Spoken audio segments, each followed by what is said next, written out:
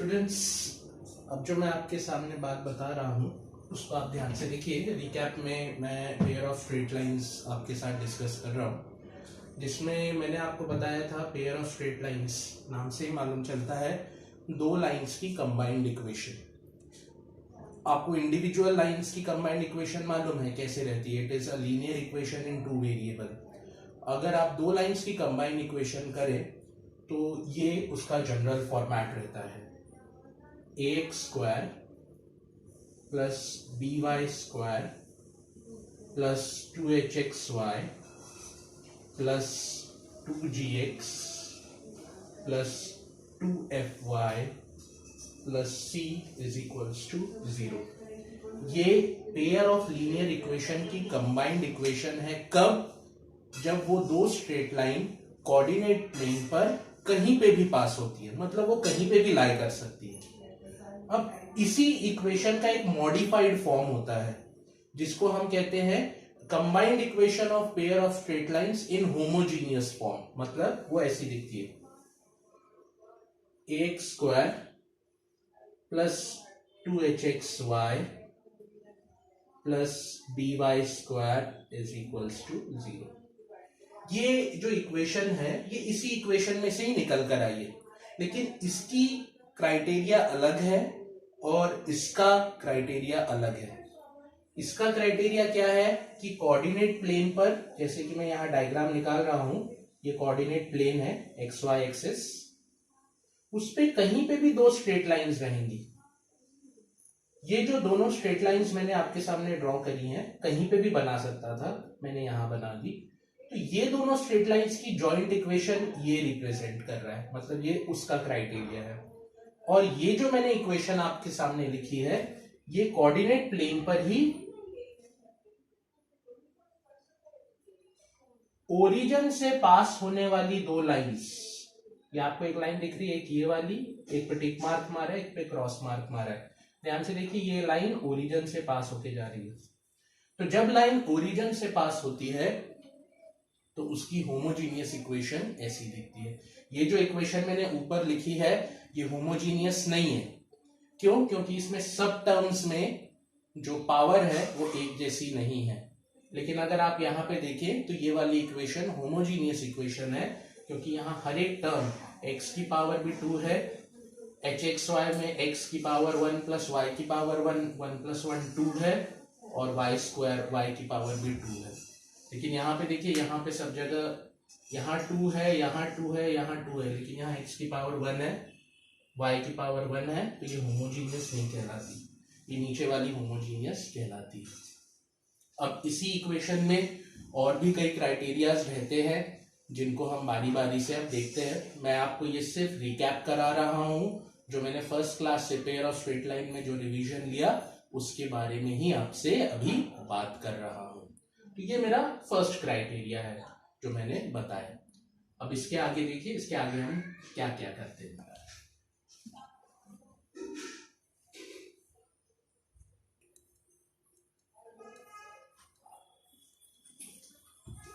Students, अभी मैंने आपको इक्वेशंस के बारे में रिकैप लिया। अब जनरल मैं नेचर ऑफ लाइंस, मतलब ये नेचर ऑफ लाइंस इसी पेयर ऑफ स्ट्रेट लाइंस का सेकंड टॉपिक है। मतलब इस पे बेस्ड एक क्वेश्चन आता है कई बार पेपर में कि आपको एक इक्वेशन दी जाती है और आपसे बोला जाता है नेचर ऑफ लाइंस, उस पे कमेंट करिए।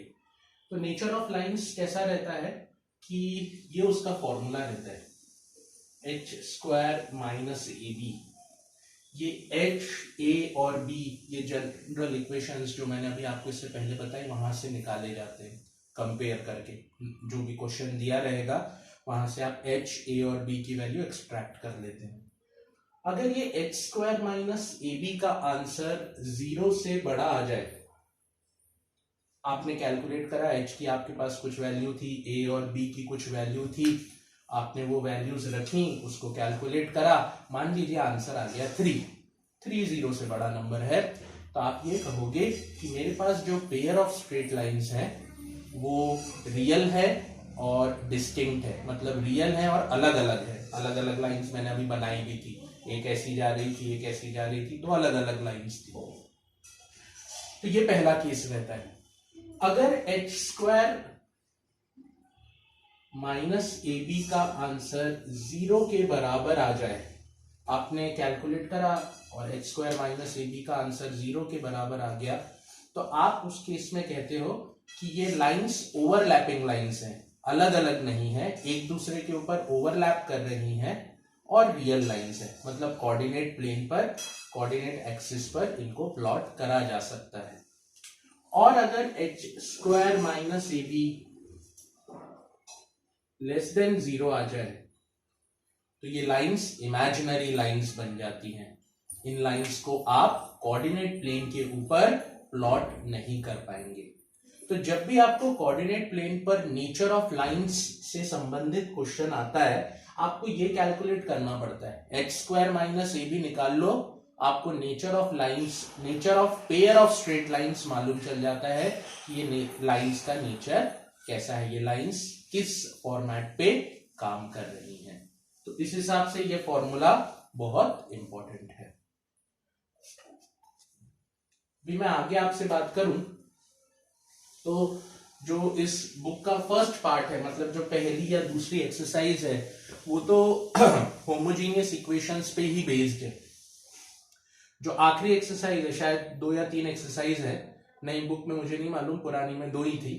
तो जो आखिरी वाली एक्सरसाइज है वो जनरल इक्वेशन, मतलब जो मैंने वो ax square plus by square plus 2hxy plus 2gx plus 2fy plus c equal to 0, वो वाले इक्वेशन पे बेस्ड एक्सरसाइज है। लेकिन जो पहली एक्सरसाइज है जिसमें से क्वेश्चन ज्यादा बनता है, वो होमोजीनियस इक्वेशन की ही बेस्ड एक्सरसाइज रहती है। अब मैं आपको बताता हूं कि वो होमोजीनियस इक्वेशन की जो एक्सरसाइज रहती है उसका क्या क्या प्लस पॉइंट रहता है और उसमें क्या क्या बातें इंपॉर्टेंट रहती हैं। ये हमने डिस्कस करा हुआ है, लेकिन फिर भी आपसे जल्दी से उसका एक रिकैप कर ले रहा हूं।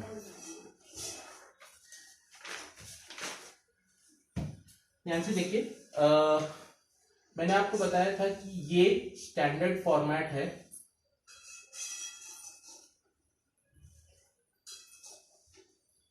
होमोजीनियस इक्वेशन का। ये एक स्टैंडर्ड फॉर्मेट है होमोजीनियस इक्वेशन का। अब इस स्टैंडर्ड फॉर्मेट के अंदर अगर आप इस इक्वेशन को ध्यान से देखो तो ये क्वाड्रेटिक इक्वेशन दिखाई दे रही है हमें, और क्वाड्रेटिक इक्वेशन के रूट्स निकलते हैं। तो ये जो क्वाड्रेटिक इक्वेशन है, होमोजीनियस इक्वेशन है पेयर ऑफ स्ट्रेट लाइंस की, इस होमोजीनियस के 2 रूट्स निकलते हैं, और रूट्स किस फॉर्म में रहते हैं? स्लोप्स के फॉर्म में रहते हैं। मतलब जब आप इस क्वाड्रेटिक इक्वेशन को सॉल्व करोगे तो जो x और y की जो आपकी वैल्यूज निकल कर आएंगी, या x की वैल्यूज निकल कर आएंगी, उसको हम बोलेंगे m1 और y की m2। ये m1 और m2 are considered to be roots of quadratic equation. ये होमोजीनियस इक्वेशन के रूट्स कहलाते हैं, है ना। तो इसका फॉर्मूला रहता है, इसका क्या फॉर्मूला रहता है? ध्यान से देखिए, मैं फॉर्मूला लिखवा रहा हूं आपको। इसका फॉर्मूला रहता है h plus under root of H square minus A B upon B, और रहता है h minus under root of H square minus A B upon b। तो ये m1 and m2 are roots of this quadratic equation, are solutions of this quadratic equation. और अगर इन दोनों roots को add कर दूं, m1 प्लस m2 कर दूं, तो वो बन जाता है minus 2h upon B. m1 plus m2 की वैल्यू आ जाती है माइनस 2h अपॉन बी, और सिमिलरली m1 m2 की वैल्यू आ जाती है is equals to a upon B. ये कंडीशन ध्यान में रखने वाली है। ये तो कोई आपसे नहीं पूछने वाला कि रूट्स क्या रहते हैं, लेकिन ये वाली कंडीशन ध्यान में रखने वाली है कि जब आप 2 रूट्स को कंबाइन करते हो, m1 प्लस m2, मतलब सम ऑफ रूट्स निकालते हो, तो सम ऑफ रूट्स का आंसर आ जाता है माइनस 2h अपॉन बी, और प्रोडक्ट ऑफ रूट्स का आंसर आता है a upon B.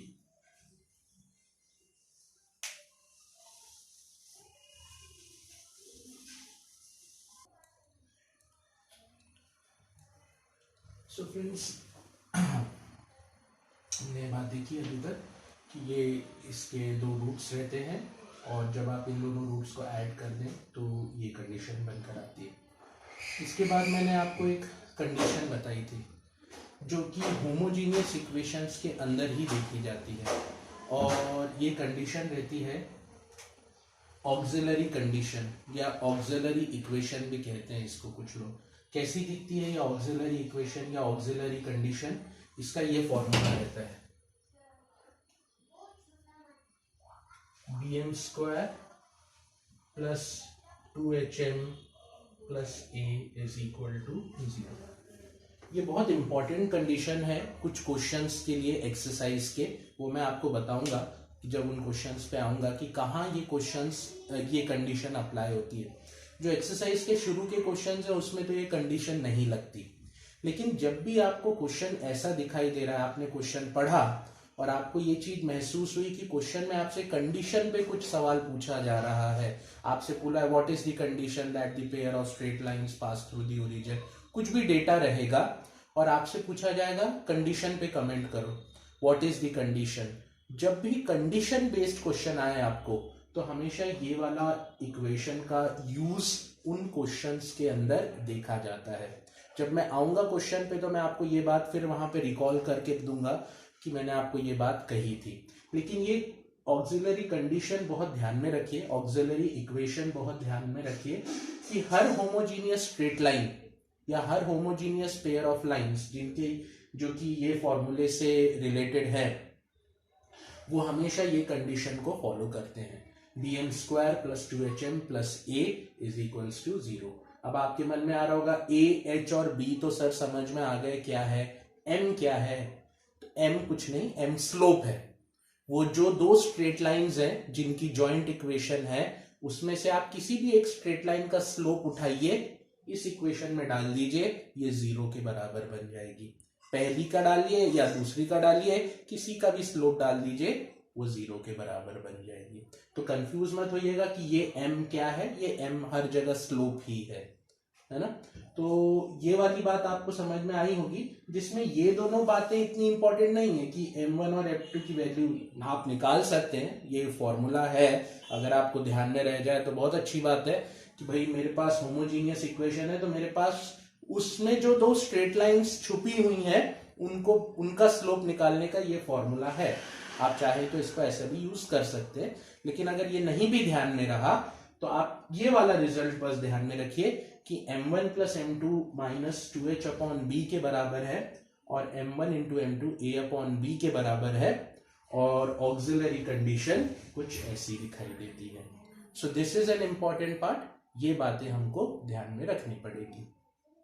First exercise की बात करूं तो फर्स्ट एक्सरसाइज का फर्स्ट क्वेश्चन हमने डिस्कस करा था, जिसमें मैंने आपको बताया था कि भाई अगर आपको जॉइंट इक्वेशन बनानी है तो पहले दो क्वेश्चंस तो बहुत ही आसान थे एक्सरसाइज के, सिर्फ दो फर्स्ट और सेकंड पार्ट, मतलब फर्स्ट क्वेश्चन का फर्स्ट पार्ट तो बहुत ही आसान था, आपको इक्वेशंस रेडीमेड दे दी गई थी, आपको सिर्फ उनका प्रोडक्ट करना था। मैंने बताया था दोनों इक्वेशंस का प्रोडक्ट ले लेते हैं और इक्वल टू 0 कर देते हैं। ये उस क्वेश्चन फर्स्ट क्वेश्चन का फर्स्ट पार्ट था जिसमें आपको सादा इक्वेशंस दी गई थी और उसका प्रोडक्ट लेके 0 करा था।